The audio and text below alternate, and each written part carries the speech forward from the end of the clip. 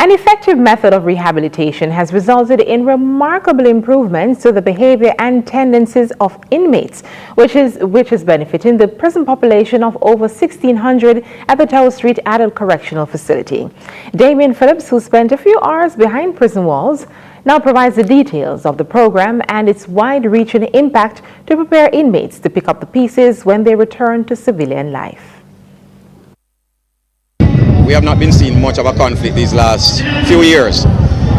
When we do have, it dealt with quickly, but we have not have any violence of such to speak about, really. That's the information they may have on record, but in this prison environment, the potential for violence is always present amongst inmates who will have differences from time to time.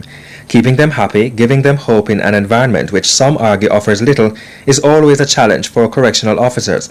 Staying out of trouble and knowing how to handle conflicts may be the difference for many of these inmates, and so getting involved in any rehabilitation is always helpful. Since last year, over 250 inmates have benefited from stress management and rehabilitation training put on by the Art of Living Foundation. That foundation is a 30-year-old non-government, non-religious organization which has 15,000 teachers worldwide in 153 countries. This is inside the prison's cathedral, and on a daily basis, inmates gather here between the hours of 12:30 to 3 p.m. This batch of 70 inmates is allowed to forget about their problems and embrace solace and invite inner peace. I came out because I want to learn to control my behavior and to learn and to teach other people about this program same way, sir. Because the place is hostile, no, sir? Yes, sir. It's very hostile, sir. So you will see benefit other inmates in here, this program? Yes, sir. Oh. In many different ways, sir. Where they even can have this as a skill to help them further on in life when they go back in society, sir. Some of them were skeptic and they were very boisterous when they deal with each other. The simple things trigger off a conflict. How they speak to each other, how they react to simple matters. Now they are able to deal with this situation in a more controlled way.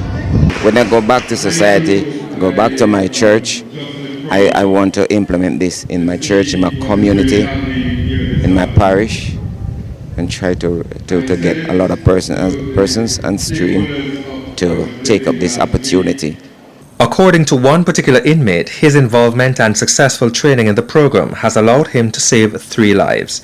Inmates, he says, who were about to commit suicide but today are thankful they had a voice of reason in their ear. They all received certificates at the end of the program which will help them in preparation for re-entry into society. But for those who will never leave the confines of prison, they want more opportunities to engage in rehabilitation programs like these. If we can get a further drive, with them come with, we can get some more like a branch add-on to make the thing work in a stronger form. Because in a sense, we could have point out here right now, say GP is not a prison, that's a first and foremost. GP is a holding area. And if you don't know how to operate a holding area, we built for all 800 man. And now it contains 1,600 odd. If you don't know how to manage a situation like that, because watch out, you don't have no infrastructure inside our prison, you know. Their joy is increased. You see there's them smiling. They walk into the course and, you know, it's a tough environment. They're not necessarily smiling. By the time they walk out, they keep asking, why isn't there another course tomorrow? When are you coming back, sir? When are you coming back, miss? We want to do more of it. The amount of joy, the amount of peace has substantially increased. For us, it's the most gratifying thing that we've ever done in our lives. There's nothing that compares to it. And I had my fears of being a woman, a small woman at that, walking into a maximum security prison in Jamaica, which is arguably the most difficult situation.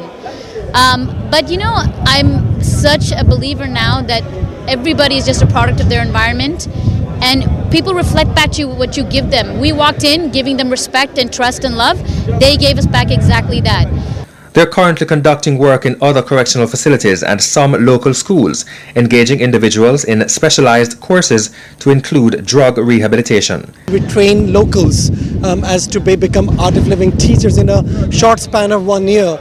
Art of Living have grown significantly in Jamaica already.